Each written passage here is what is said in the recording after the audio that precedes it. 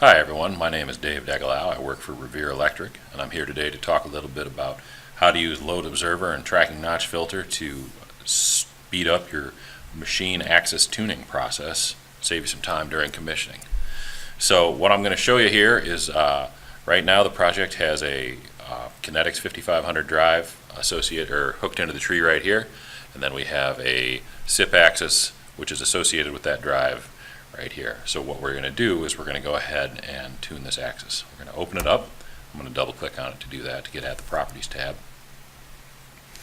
The first thing we do, because we just added this thing, it doesn't have a motor. So I'm going to pick one from the catalog.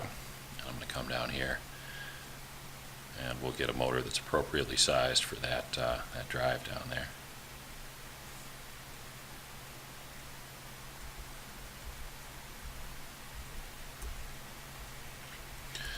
Go.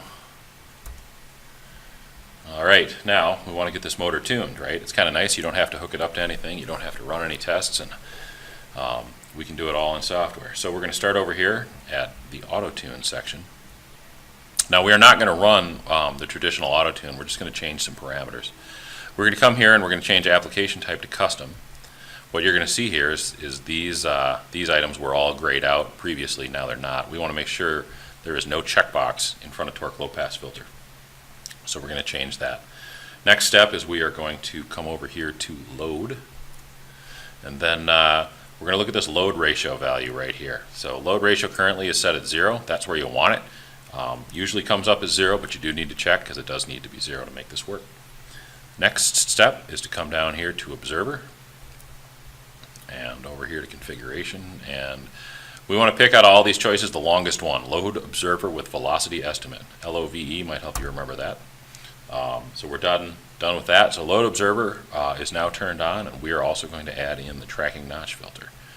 So to do that, we are going to come down to compliance, and under adaptive tuning configuration, we're going to drop this down, and we're going to choose tracking notch filter right here. So that's basically it. We can click apply. And this motor is basically now tuned, even though we don't have it hooked up yet. So when you go ahead and fire this thing up with power, you're still going to have to go through your scaling and your hookup tests and all that stuff. But as far as machine tuning, the axis tuning, this is all done. So it's a great way to save yourself some time on startup. And we've had a lot of great luck with this tuning solution for a number of different axes, a number of different configurations. So thanks, and if you guys have any questions, you can find us at revereelectric.com.